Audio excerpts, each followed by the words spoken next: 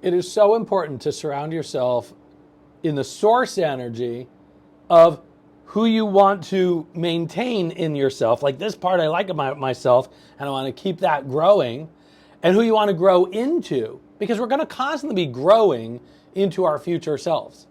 There's two people we're always working on, the person we are today and the person we're growing into. And that's a good thing, because as a human species, our capacity to constantly evolve and reinvent ourselves to whoever and whatever we want to grow into is great. And it doesn't mean you don't like your life now. Maybe you don't. But it doesn't mean I love my life, I don't want to change it. What it's saying is I have the capacity to keep evolving and growing and sharing more love, or building something bigger, or growing my family in a way that is in the way I see the world. Whatever it is, we always have a future self we're growing into. Otherwise, we're stagnant and we're just sitting there and we're not actually honoring what it is to be human, which is to evolve. And so who you surround yourself by, and the thoughts you surround yourselves by, and the media you surround yourselves with play a huge role in that. You are how you surround yourself. You are how you surround yourself.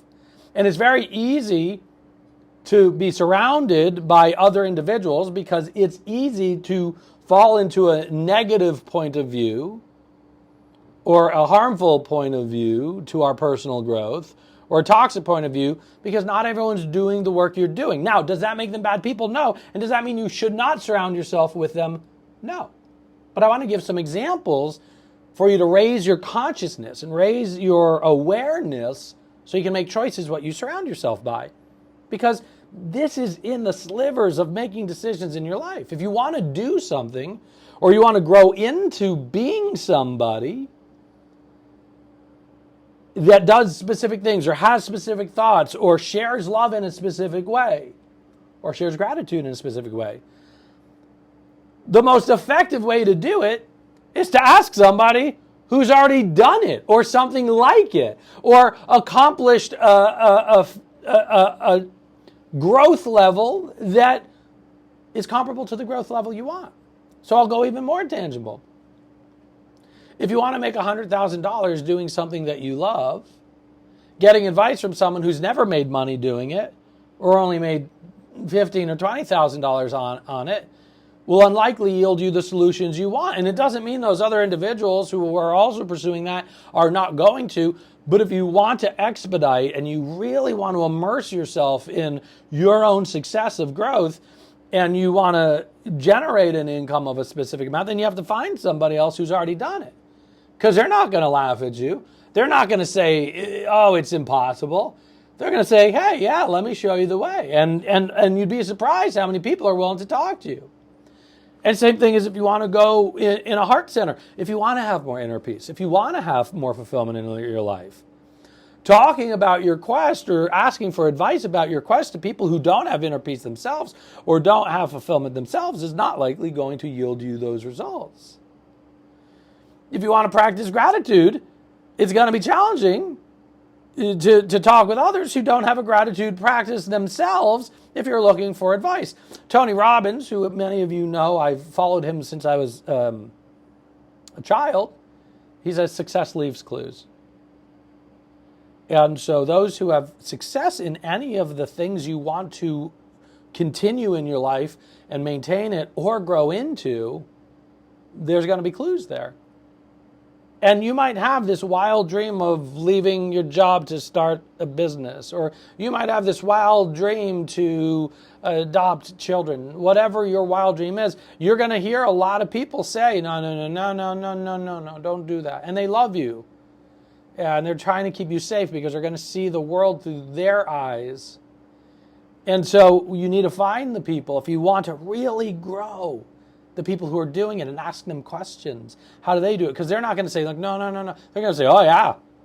Yeah, that's possible. It was scary for me, but man, it's possible. Let me show you. And so, again, it doesn't mean remove people from your life, but it does mean use conscious and cognitive energy to choose what messages you receive, and really go to the people who are doing it. You know, Brene Brown reads the Man in the Arena speech. If you don't know what I'm talking about, Google Man in the Arena. In fact, we'll put it as part of the video blog entry so you could link to it. Talk to the man or woman in the arena, the person doing it, the person did it, the person going for it day in and day out. Because imagine a world if you're surrounded by people of a similar, I'm going to call it, vibration. Or imagine a world where you're surrounded by people who are acting in alignment of who you want to grow into or what you want to maintain about yourself that you really like. Since my hope, by the way, for you is to build your gratitude practice as a way, right? I'm assuming you're here with me because you too wish to maintain a gratitude practice, which I've really worked diligently to do over the course of my life, especially the past 10 years. And I'd like to be a guide for you and say it's possible to practice gratitude every day. It's possible to really see life through a beautiful lens. Gratitude is an attitude. Attitude is a skill. A skill is a habit. And a habit can be learned. But to learn from people who haven't done it yet is going to be really challenging for you to lean into who you want to grow into to be, or the habits you want to build. Find someone who's built the habit and say, what did you do? And then find someone else and say, what did you do? And then find your way to do it. But surround yourself with people who are going to validate what you want to do. And not go, no time for this. No, there's no time for practicing gratitude. And so I want you to keep your eyes out, because on December 12th, I'm going to be announcing a community that I'm building called Life on Your Terms. It's going to start as a self-led program, and it's going to grow into a live version next year. But on December 12th, we're going to announce Life on Your Terms Foundations. It's part of the Life on Your Terms Academy. And it's a series of 7 weeks of curriculum that I get to teach you what I learned from masters that I learned from to grow into who I wanted to be. I'm not saying you want to be like me, but I know that I've done the inner peace work and the fulfillment work and the gratitude work, and I really love it. And I want to share with you what I've done. I'm a coach by trade, and I do not have the capacity and the bandwidth to do one-on-one coaching with everyone. So this was my answer to be able to reach more people. So surround yourself. And if you don't do that, surround yourself with books on what you want. Surround yourself with movies on what you want. But definitely surround yourself with other organisms, other human beings who are also achieving or have achieved who you want to grow into. Because I want you to get your wildest dreams. I want you to feel the way that you know you have the capacity to feel. Or if you don't know, that you want to. Because I know you have the capacity for it. But that's why I love being a guide for you during your journey. Love you. Best wishes. And let's go become our future selves together.